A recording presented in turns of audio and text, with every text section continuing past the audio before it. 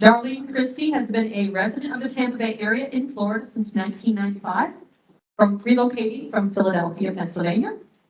She had a remarkable 15-year career traveling nationwide as a medical education researcher, recording doctor visits and interviewing patients and physicians to help train medical students and improve doctor-patient communication. While advocating for and caring for her husband, Earl, through his prostate cancer treatment, she became a board-certified patient advocate and launched her own boutique consulting firm, Find Healthcare Champion, to remove barriers to quality care and help empower her clients to take charge of their own healthcare. Darlene is also a community educator, speaker, writer, and serves on various committees to promote patient safety and help improve patient health outcomes. So let's welcome Darlene Christy.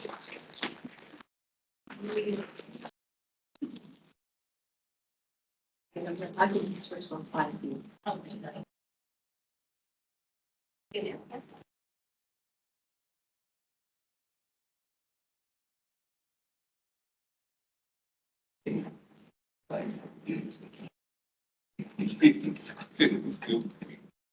Good morning. Thank you all so much for being here. Just being able to listen to Linda's story sharing about her daughter Paige and Ed's story sharing about his son Christopher reminds me of why I became a patient advocate. I am just so, even though we've all been through a very daunting experience, just being here, I feel such gratitude because you all are such a powerful, powerful group to be able to make a difference. And it's just an incredible moment for me because Earl's journey is still very fresh for us. He just literally got off of a ventilator 2 months ago. So this is all very fresh and very new. As Linda mentioned, I became a board certified patient advocate. I got certified in April of last year.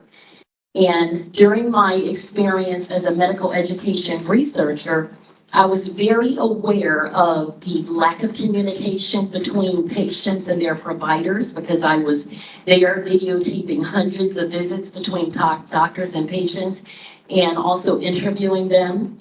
But I had no idea of the impact of complications when there is a breakdown in communication from the medical team, from the team that is caring for a patient when they're not communicating with one another. But I learned that firsthand when my husband, Earl Christy, almost lost his life not once, not twice, but 3 times due to complications from medical error. First, it was a misdiagnosis, and that caused delayed treatment, and then fragmented care, where the providers were not communicating with one another. And as Ed mentioned, many people compare how many people lose their lives due to medical errors to a jetliner crashing. And we know that the number is hundreds of thousands of people a year. And it is literally staggering and it's unacceptable. And the difference is when a jetliner goes down and you have 200 and some people dying at one time in a crash, and healthcare, they're one person at a time, and it's happening many times a day. And if it's not someone who is a celebrity or famous, we'll never hear about it. So today, even though, again, we've all gone through daunting experiences, it's very emotional for me to sit here and hear Linda's story sharing about Paige and Ed's story sharing about Christopher, and taking it back to what I'm going through and knowing that many, many people a year are going through the same thing. It's a great time to be here because you all are such a powerful group. And just because you all showed up, it shows that you are all positively inclined to make a difference. So you should give yourselves a hand right now for being here. Because this is a very, very powerful group. So just to humanize the story, my husband Earl Christy's here now.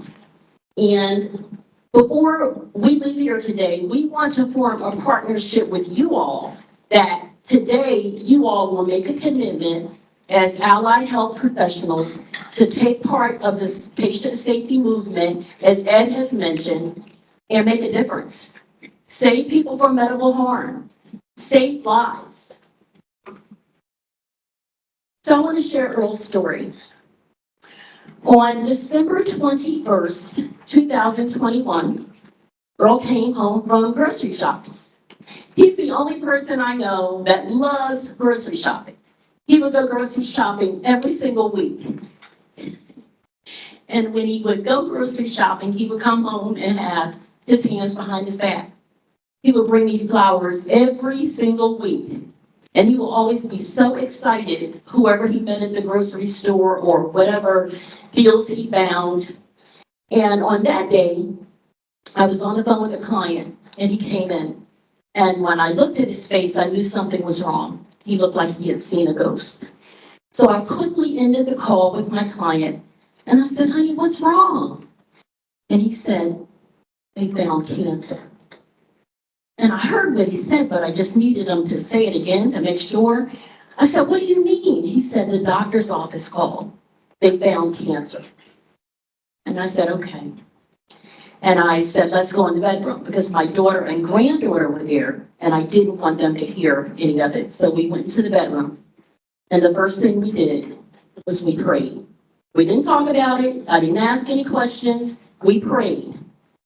And after we prayed, we both had this profound sense of peace. It was like we knew somehow everything was going to be okay. Like we didn't know what the journey would, how it would unfold, but we found peace. And the only other conversation we had was whether or not we were going to tell our families before Christmas or after. And we decided to wait until the day after Christmas. And I left out of the room, and then I heard this beautiful tune. I heard Earl in the bedroom singing Amazing Grace.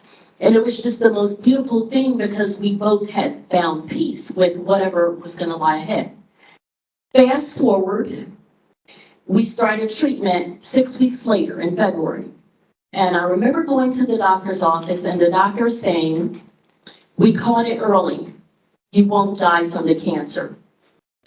And I thought, okay, that's good news. And it turned out to be 100% true because it was actually the treatment and the delay of treatment after a misdiagnosis of complications and also lack of communication between the providers that almost took his life. So the treatment plan was going to be hormone therapy. It was going to be radiation, 25 treatments, 5 days a week for 5 weeks. And then there was going to be brachytherapy surgery, which was a seed implant surgery. So that was the plan. Earl started the hormone therapy, which was an injection. It was a Lupron injection. And about, I would say 3 weeks into treatment, he began to have wheezing and shortness of breath. And because we had had such a big road ahead of us, when we reported it to the doctors, they diagnosed him with seasonal allergies. And I thought, okay, allergies, we can handle that. They give him the seasonal allergy medication, loratadine. But I do remember thinking, that's odd. I didn't even know he had allergies. But it just kind of was something that stuck in my mind. It didn't sound right, but I didn't question it because we were so focused on what lied ahead. As the weeks went by, the allergy medication was doing nothing. He was actually getting worse. And we wound up participating in a study called the Huddle Study. It was for NFL alumni, and it was a study on heart disease for African Americans. And one thing I remember that they said in the study was that if a person is having heart failure, they may have swelling of the feet and ankles, and they may have wheezing and shortness of breath.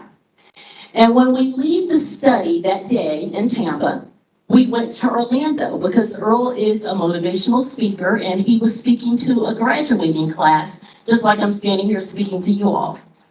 And I remember as he was speaking, I was thinking that he sounded like he was struggling. He was having shortness of breath and wheezing. And anybody that knows Earl knows that he does not need a microphone, okay? When he is speaking, you can hear his voice just bellowing throughout wherever he is. But that night, he was struggling. And when we got back to the hotel and he took off his shoes and socks, his feet and ankles were swollen. And I remember thinking about what we had just learned earlier that day. And I also remembered as he laid down, he started wheezing. And that was just so odd because even though he had been having the shortness of breath before, the wheezing was a new thing. And I remember them saying that if a person is in heart failure and they're having these symptoms, that if you prop them up on pillows and you elevate their feet, that can cause, some relief. And so I did that and it did help. But I remember laying in the bed the entire night listening to him breathe because he sounded like it was just really bad. And I was actually afraid to go to sleep. So the next morning we wake up, I call his primary care doctor. And I told her, I said, you all are treating him for allergies. The allergy medication is not working. I think there's something wrong with his heart. I said, we participated in a huddle study or a research study. And they said that if a person is in heart failure, that they may have swelling of the feet and ankles and wheezing and shortness of breath. And if you do, prop them on pillows and elevate the feet, that it may give relief, and it did. And she had us come straight into her office from Orlando to her office in Tampa. She checked Earl's oxygen and listened to his heart, and she got us a same-day appointment with a cardiologist. And they put him on furosemide. The cardiologist said that they were going to give him one test a week for 5 weeks. They did an echocardiogram in the office, and then they scheduled one test a week for 5 weeks. It was an EKG, a stress test. It was a venous and bilateral ultrasound. So that means that there was going to be one test a week for 5 weeks. Now, Earl had been diagnosed with prostate cancer, and he was actually starting radiation that same day. So when we left the cardiologist's office, we went to the oncologist's office, and they had already instructed us that Earl was to drink 24 ounces of water every day before treatment. And sometimes we would get there and they would have him go back and sit in the lobby because he didn't have enough water in his bladder and he would have to drink more water just to get treatment. So we had 5 weeks of that. Now, mind you, during this time, he's declining. He's getting more short of breath. He's having more wheezing. The swelling in his feet and ankles, it had moved all the way up his legs, his thighs. By the time we got to like the 3rd or 4th week of treatment, his legs were so heavy that when we were going to treatment, he would have to put his backside in the car and I would have to lift his legs into the car and lift his legs out of the car. So this was really heavy for him to drag around these heavy legs. And anyway, so by the time we get to the end of treatment, we were also at the end of the 5 weeks of testing that the cardiologist was doing. And at that time, the cardiologist said to us, you have dilated cardiomyopathy, which is an enlarged heart valve. Be sure you're not drinking more than 1.5 liters of water a day. So by that time, the damage was done. Earl had been drinking all of this water every day for radiation. I had never, even though the cardiologist knew that we were doing radiation, I never mentioned anything about the water because I assumed that a cardiologist would know that if a person is having radiation, that they're drinking X amount of water, but apparently I was wrong. And there was no communication between the cardiologist and the oncologist, only other than what I was reporting as I'm coming in. But when he said that, I said, well, this is why he's having all this swelling. Now, when he was having all this swelling, mind you, I was calling the primary care doctor, I was calling the urologist that diagnosed him with prostate cancer, I was calling the oncologist who was seeing him every day anyway for 25 days. I was reporting to everyone, something is wrong. He's having all of this swelling. The shortness of breath that you're calling seasonal allergies is not the medication's not working. So I was reporting this. And when they, when he said that he had dilated cardiomyopathy, at that point we were done with the radiation, but the damage had already been done. So about a week later, Earl had a follow-up visit from the oncologist after the radiation was done. By that time, he was really in bad shape, really in bad shape. I was having to, every time he had to use the restroom, I was having to lift him up out of his chair because he was just so weak. I mean, imagine carrying around all of this, at the time we didn't know it, but fluid in your body. So when we went to the follow-up visit, I said to the oncologist, I need you to look at his legs and his feet, and I need you to call his primary doctor right now, not tomorrow, not next week, right now, while we're here, and tell her what you see. And he did. He called her. And she had us come straight to her office, just like she did when I first reported that he was having wheezing and shortness of breath. And when we got to her office, she took his oxygen. His oxygen level was at 86. And his feet and legs were so swollen, she sent us straight to the emergency room. And he was admitted. He was in the hospital for 18 days. And at that time is when they diagnosed him with congestive heart failure and pulmonary effusion. During that time, he had gone from 195 pounds to 239 pounds.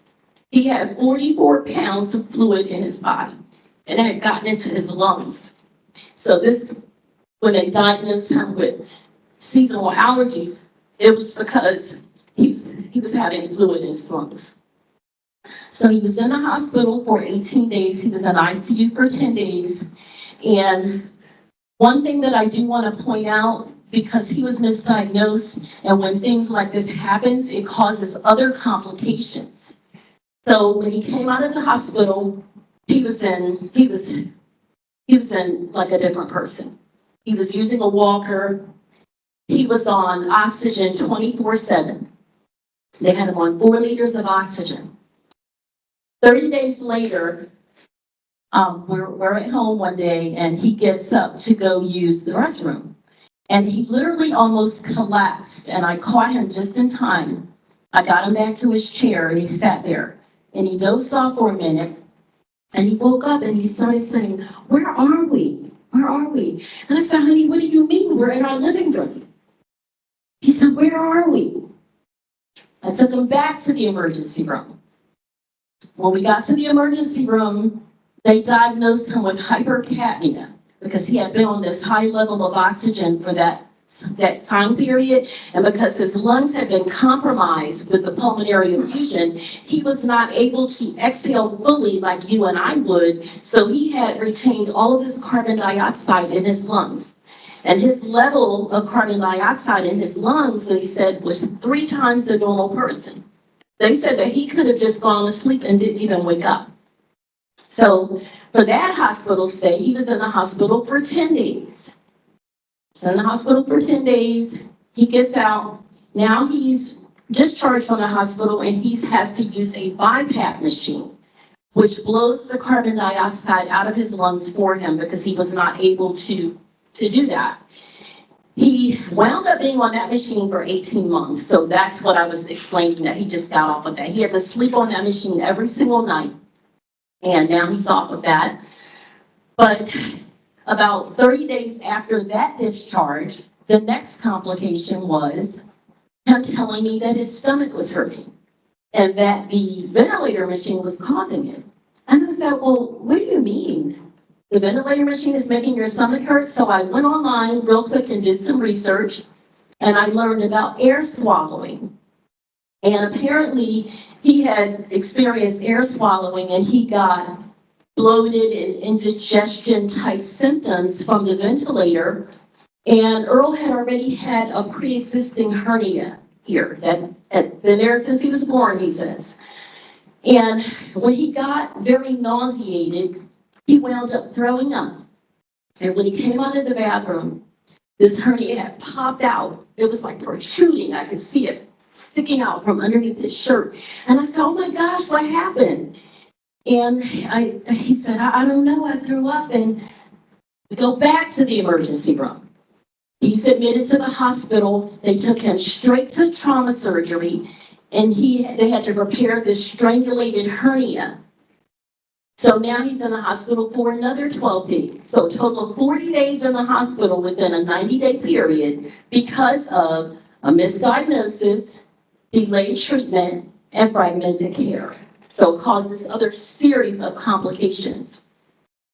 And one thing I can say is that now, as of now, Earl is now cancer-free and thriving.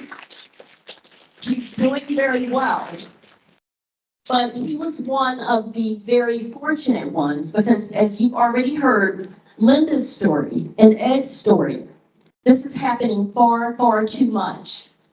It's happening far too much.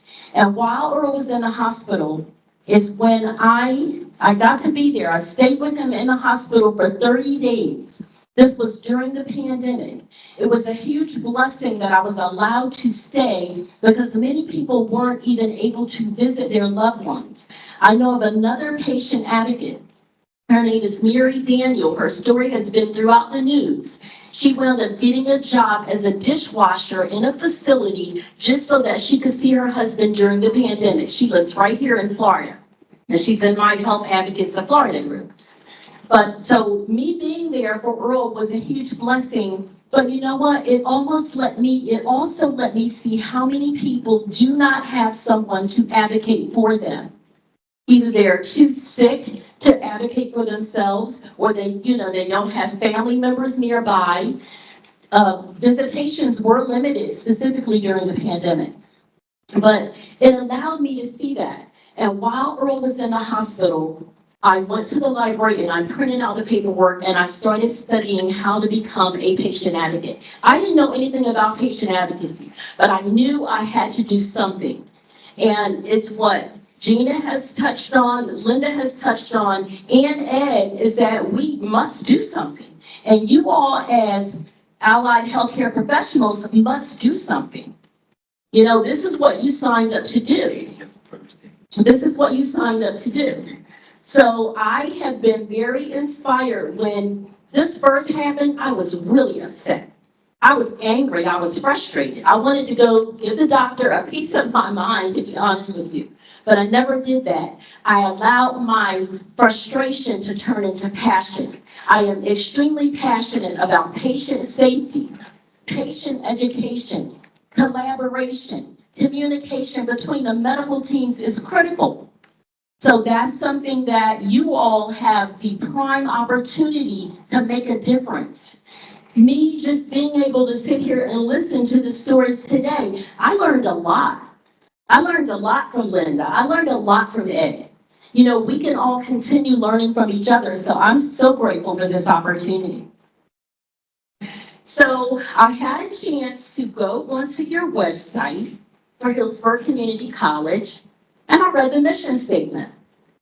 And it says, to transform lives by providing open access to an exceptional teaching and learning environment that inspires students to contribute to the local community and global society. Patient safety, it's a public health concern. Medical harm is a global health crisis. I also read on the website the integrity statement for Hillsborough Community College. It says operating with transparency, accountability, and the highest level of professionalism. It didn't say average, it said the highest level of professionalism. So when you all enrolled in the health sciences program here, again, that's what you signed up for. Our great Dr. Martin Luther King said that not everyone can be famous, but everyone can be great, because greatness is determined by service. Service. Be great.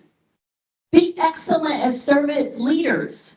That's what you signed up for, because you can make a difference. You can save people from medical harm. You can save lives.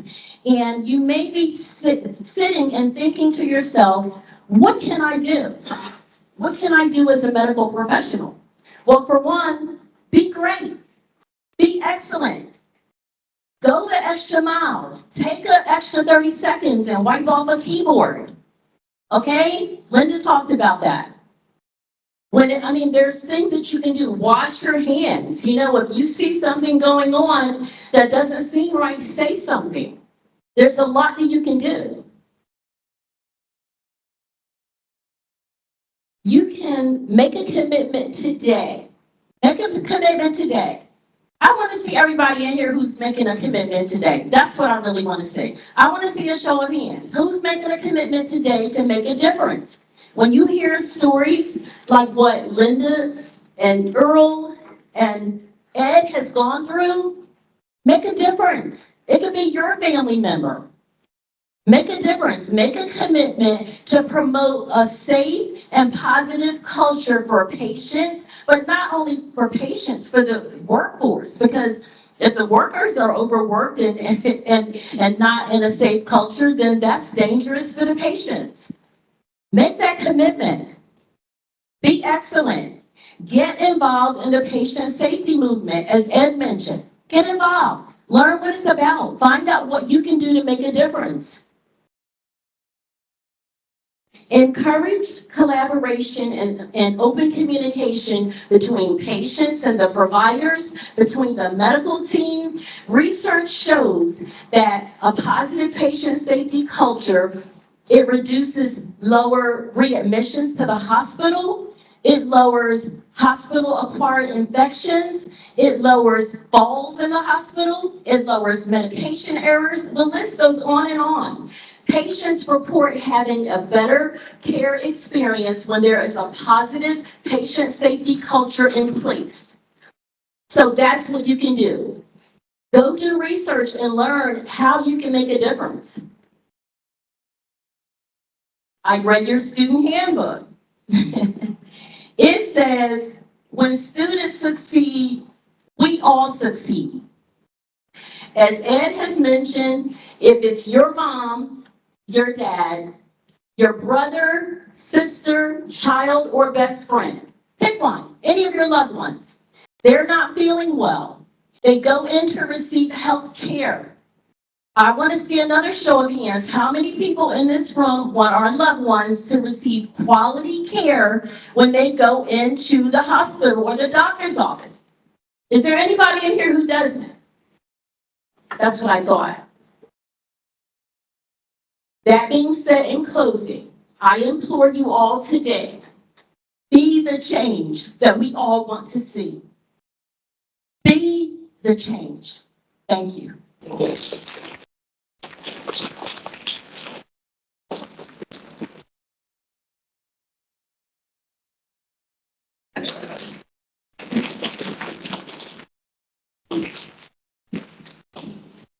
Want to get a picture? I was standing back there doing the slideshow.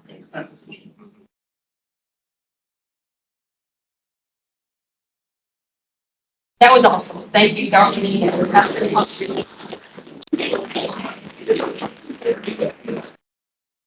See why she's a patient advocate. She does a great job with that. I mean, it's actually, yeah, well, yes. I mean, and I thank you for doing everything that you have done. Yes. All of you actually gave, from the heart. I mean, we can tell. We can actually tell. We're gonna sum up for today because we have Earl Christy. Now, you guys are all too young to understand. Earl was a professional football player. They called him the twirl for, actually it was mostly sports. I was reading this actually online beforehand. I knew his background, but I was like, oh, he played baseball too. And then he played basketball too. I think you did track too, didn't you? Yes. I was like, wow. So talk about, a talented athlete. My God. But his little background, he's an all-around athlete who traveled the world playing, and this I didn't know, show basketball with the Harlem Wizards, and was celebrated in track and field, and inducted into the Baseball Hall of Fame in college at the University of Maryland, Eastern Shores. So obviously we have a phenomenal athlete. Hailing from a small town in Pyramid, Maryland, Earl made a lasting mark in football history as a pivotal member of the world champion New York Jets, catching the opening kickoff in Super Bowl III. He helped propel the team to victory over the Baltimore Colts in an epic game that forever changed NFL. Earl later embarked on a broadcasting journey and spanned over 5 decades. His voice resonated across the airwaves of CBS Radio, ESPN, and has been a sports agent, a 2-time Teacher of the Year, a game inventor, inspirational speaker, ordained archbishop, and has spent his entire life as a youth minister. He was engaged in mission work in South America and other parts of the world, and has taught and is honored as a chief in Ghana, Africa. Now, Earl also wrote a book, The Earl Christy Story, the story of a Super Bowl champ, and it documents his amazing journey and embodies his resilience, versatility, and unwavering dedication to inspiring others. One of Earl Christy's favorite mottos is, "Your attitude will take you to the altitude." Despite any challenges he's faced, Earl Christy has an infectious energy and captivates and has greatly impacted the lives of many people around the world.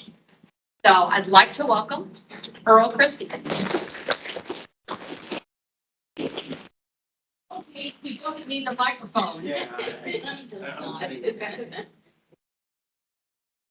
First, giving the honor to God, the Creator.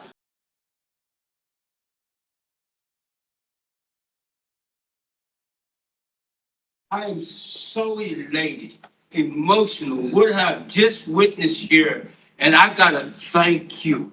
I gotta thank you so much for giving us the opportunity, Hillsborough College. And you know, I have fond memories here. When the Jets were tailgating, we tailgated in your parking lot, okay? And that day, Rex Ron, just real quick, I received the game ball because I talked to the team the night before. That's the only time I rooted against the Bucks, okay? Wow, when I think about hearing Linda's story, it's so touching. So touching, and the admiration that you have to come and share with these wonderful students is elating. And the same thing. I mean, really, I'm just so blessed to be here today. I've been very emotional because these things are good because it's all about you. It's all about us on the same team. Just real quick. TEM. TEAM. What does that stand for? Team. Together, everyone achieves more. And we thank you for being here today. Okay? Now, amazing. And I gotta share. My wife, literally, you saw some pictures, fighting for my life. The passion. And everything. And by the way, folks, I got to tell you, this is her first time ever speaking in front of public. Did you not?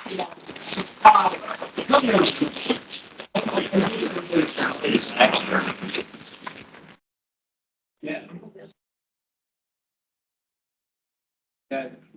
Tina, you really put pressure on a retired athlete and a minister, giving them a mic, okay? So I'm gonna try to cut it down, and you guys have been great audience, okay? But I just want to share this. Have you ever given it your all? Just think about that statement. Have you ever given it your all? When you hear great speakers like this today, you can't help for not giving your all. And I'll just give you an incident. When you talk about giving it all, when I was in college, they gave me the nickname of saying, he's a roper, he never runs down. Because every time I step out on the field, I gave it everything. That's the same thing in life, in business or whatever you're doing. You give it your all. And I remember when I went to the pros and I'm catching a kickoff or punt return, I was a running back, defensive back. I would catch the ball in practice and run to the other goal line because I visualized every time I touched the ball, I want to score a touchdown. And that's the way we live in life. When you give to each other, caring about each other, and you're in the field that talks about giving and caring. It's amazing. I commend you. I had the good fortune of being a teacher, physical education teacher, and I always used to tease people about what's the most important subject in school. And everybody would say English or math or history. I said the most important thing was physical education, because I don't want to take no math test that I ain't feeling good. Your health is your wealth. And then I think about being at Maryland Eastern Shore. And I had a roommate, and I played baseball there. And I remember, your foundation is important. You guys got a good foundation because you made a choice to better your life, by going to school, because education is so important. I'm so happy that I've had the experience, and it's because of my family. My family, they instilled into you the foundation of caring about one another, loving one another. And I believe, and Lord, you're going to make this society a better place to live because you're in the right field. Man, when you get to the point where giving is more important than receiving, you truly are on the right path of life. That's what it's all about. Every day, give it your all when you step out there. And when I look at having the opportunity to literally travel all over the world,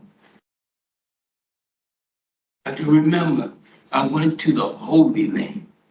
What a unique in Jerusalem, having the opportunity to be blessed, to be baptized in the Jordan River. But you know what makes me so happy? When I see people that are working together in our society and loving one another. I can remember my wife and I, we came up with a t-shirt called Each One Love One. I know this is the key. Whatever you do in life, just want to have passion for it. I don't know no other way. I go all out. That's what it's all about. And you get so much joy. You know what? I compare happiness with joy.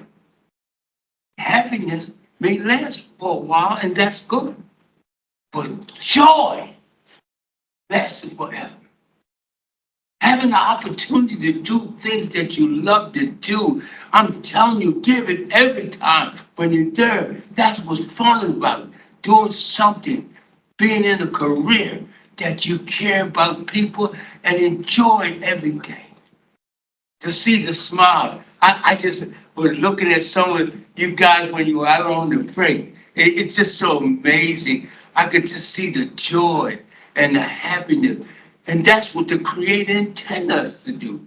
Be happy in this world. That's why I created all of us. I got a few things here. I always like to put letters together with words. And by the way, and my wife, Darlene, talked about it. Remember this. Don't let nobody tell you nothing. You were born for greatness. You were born for greatness. I want you to repeat with me. I was born for greatness. 1, 2, 3. I was born for greatness. Give yourself a hand. Come on.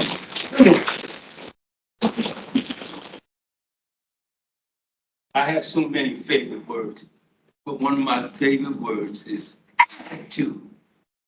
Your attitude will take you to your altitude. It will take you as high as you want to go in life. There's no limit how high you can go in life. I know it. It's real. A young man coming from a a farm, had to work in the garden, raising animals and everything. Didn't have a lot of money, but we had love, family together. That is so much. Money can't buy this. Then the other A, appreciate every day that we're breathing. Man, we take that for granted. The breath that we breathe, we take that for granted. Can you imagine? Hold your breath. You know how it feels. And the A, accomplish. And I talked about it. Give it your all. Give it your all. The big B, believe. Come on, you gotta trust in something. You gotta trust in yourself. You gotta trust in each other. Because we're here all together. Balance. It's good to have balance in our life. Just like a spokes in the wheel, if you take it out, it starts walking. But balance. You work hard, you play hard. Whatever you do. You know, and one of the things I learned not to worry. Good gracious. I'm so blessed my grandmother gave me that spiritual foundation. Yes, it's good to be concerned about things, but don't worry. Give it your best. And that word, be best. When you become, and you're going to be accomplished in the medical field. Man, every day that you go to work, it ain't work when you're doing something you love to do. Man, I want to be the best at anything. I don't care if it's team wins or whatever. I want to be the best. I just that spirit. And it's so much fun. And you know, sometimes, and we're going to have trials and tribulation, and we're not always going to be successful in winning. But man, it tells me, I remember when I got hit and knocked to the ground, and I'm almost half out, and I'm seeing stars. And then I said to myself, if I can breathe and I can look up, I can get up. And that's what it is. You get knocked down. Man, don't quit. You get knocked down. Good night. Oh, and the C, real quick. Character. Boy, that's what's so important. Oh, man, I just met these two wonderful folks today. Man, you talk about character. Genuine character. The love and the joy. Man, I get joy out of seeing people happy. Man, I'm telling you, boy, it's just amazing. And then commitment, dedication. Man, I'm going to do something. I'm going to do it right. Well, I'm not wanting to do it. I'm going to have fun with it. And then the big C, another one of my favorite. Care. People don't care how much you know. They want to know how much you care. I repeat again. People don't care how much you know. They want to know how much you care. That's what it's all about. Dreaming. Boy, you talking about a dreamer. Man, I'm a big dreamer. We don't remember all our dreams. Never stop dreaming, young folks. Never stop dreaming. I dream. And I take the word dreams. DREAMS. If I misspell it, help me out, okay? The D in dreams, like I said. Never stop dreaming. Boy, I used to dream. Boy, I hope one day, man, I might play pro sports. I hope one day I might go to Florida. Come on, I was just happy to be on a Greyhound bus. Was the greatest thrill in my life. I didn't know nothing about it. I mean, I was on the school bus. And back when you talk about school, I went to school 12 perfect years. That's right. First to the 12th grade. Now, I didn't say I wanted to go to school all the time, but I thought about might have to stay home and did some cutting grass or cutting wood. So school was my best toy. I remember my grandmother told me one morning, she said, you don't have to go. I was feeling sick. and everything. And she said, you know, something just came over me, so I turned it around. But it's so important. The R, so important, respect. And respect starts with yourself. See, we sometimes beat up on ourselves. Respect, have that self-esteem. Education. Oh, man. I can't thank my grandmother enough. When you cease to learn, you cease to live. When you cease to learn, you cease to live. And of course, we talked about the attitude, big A and dream. Mindset. The mind can be the most powerful thing and could be the weakest. I always tell young folks, especially in school when I'm teaching, you pick your friends, don't let them pick you. You know, because a lot of times we are following. And I even had a tough time in school because I never drank, I never smoked, I never tried to use drugs in my life. And you know, I remember some guys saying, well, we're going to make you worry. Well, I said, come on with it. But the bottom line, the mind can be strong. Man, stay to your true self. And the big S, success. Success. There's different ways of having success. And then I've been very blessed to be able to win all my life. I lose some, I win some. I have a saying when I used to talk to the football team in the meetings or in chapel and everything. I always said, the only thing better than winning is more winning. Forgive me, English teacher. Okay, that's winning in life, not just on the sports field. Anything that you do in a beautiful part. The big W, W-I-N, 3 letters. Work ethic. Are you willing to pay the price? Are you willing to give it everything when you step up? It may take me 4 hours to do something, and it may take you 8. Are you willing to pay the price to do that? I know, I feel in my heart, you're going to make an impact in this society. Today, when you go today, after hearing those stories, it's amazing.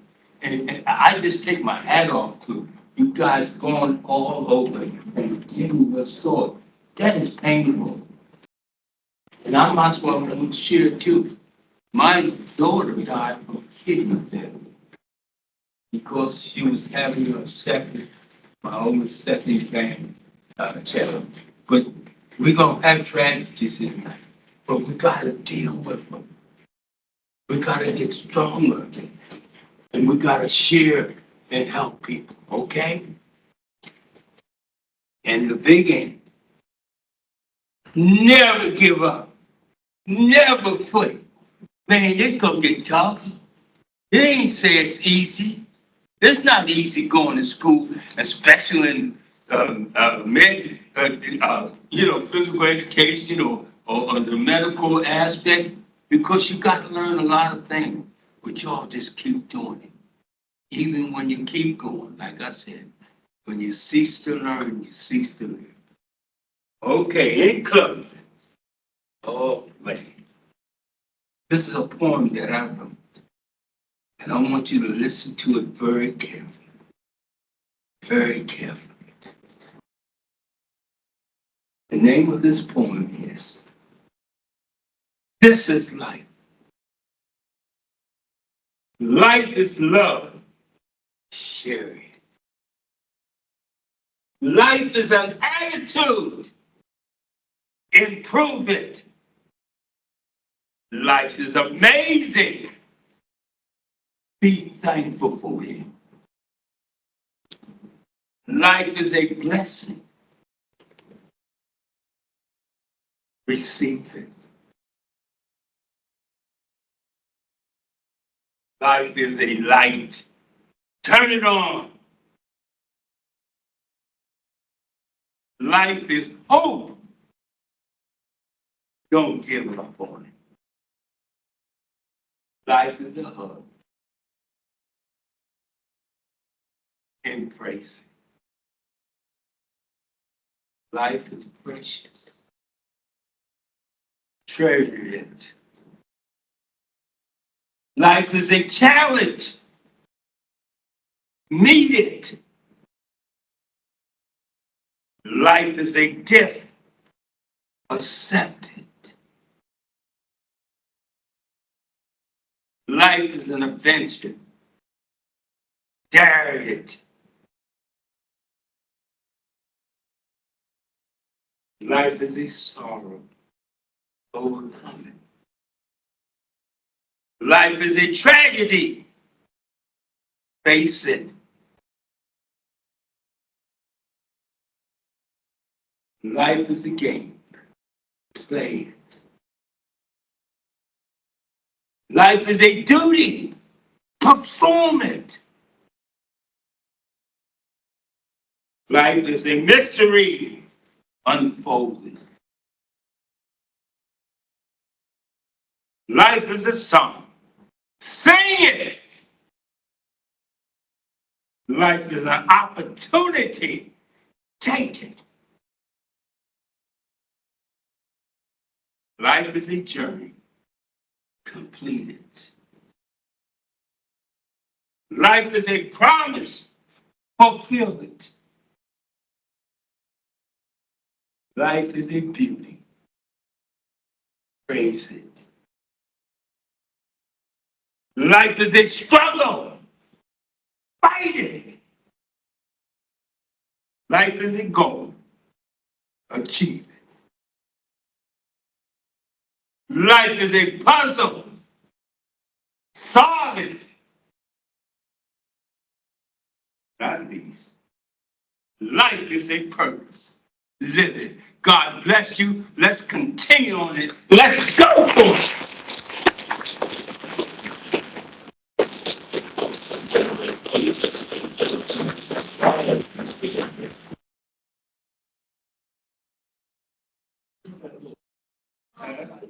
That was awesome. I gotta get my wife to make up some. Darlene Christy, for coming and sharing and passion, and I think he's great. So I want to thank you for sharing your passion, is what I said. Oh, yeah, man. Yeah. Please, I can't help it. Man, no. This has been my life work. Being a former teacher, I taught in 6 different states in America. Okay? So this is my life. I'm living it every day. You got it. Okay? Yeah, no problem. Yeah, I don't get to do myself.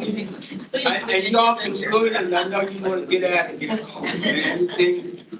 Okay? You guys want to take a snack with you, bro? Anybody who ordered a shirt that didn't get one yet, don't see one. Well, I have to give the shirt. I also just sit down and you go both days next week. I broke down there and I'll send them a thing that say you go both days. Just three of you, correct? See where I'm going? Which way you think you should know you can get. You can, I still have some card, yeah. So I know Fabiani's going, Jennifer's going, and Sheila's going. Did she knock it in the box? Did she knock it in? It's so nice to meet you. Thank you so much. Thank you. It was so nice to meet you. Thank you. I do have a card, yes. Don't touch me, don't. I can help you. Patience in the future. God. Give us that to me, I can see the Oh, color. yeah, oh, yeah. Yeah. I tell you, that's what. I'm not sure, I don't mean to see it. Want some context? I didn't have to send, It's okay, it's okay. You can buy your own. But I do have an ICU. yeah, I just have to. Actually, My former medical director is at Oshner's now in Earl and Darlene, so I've got a contact there now, and so. Very nice. Well, I'm excited. You have wonderful, but, well, thank you. What Ed said, get a foundation, and, if you are working independently, like doing home health care, that's not, no, if you're in a setting where you're working side by side, that's where you'll learn. Working with a lot of other people and, that's where. The thing that's unique about you work in all clinical areas. Any place where there's not, you guys work. That's the entire.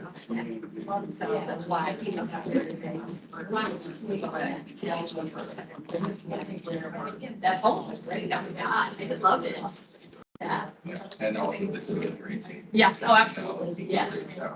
Oh, absolutely. No, we come out. You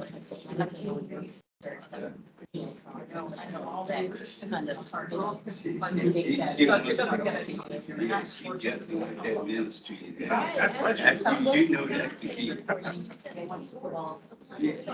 want to know that?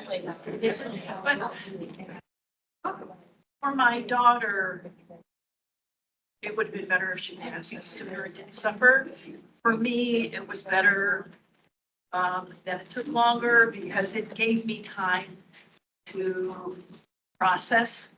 But a friend of mine, they lost their son 18 months ago in a skydiving accident. It was sudden, and I thought, how do you wrap your head around something that sudden?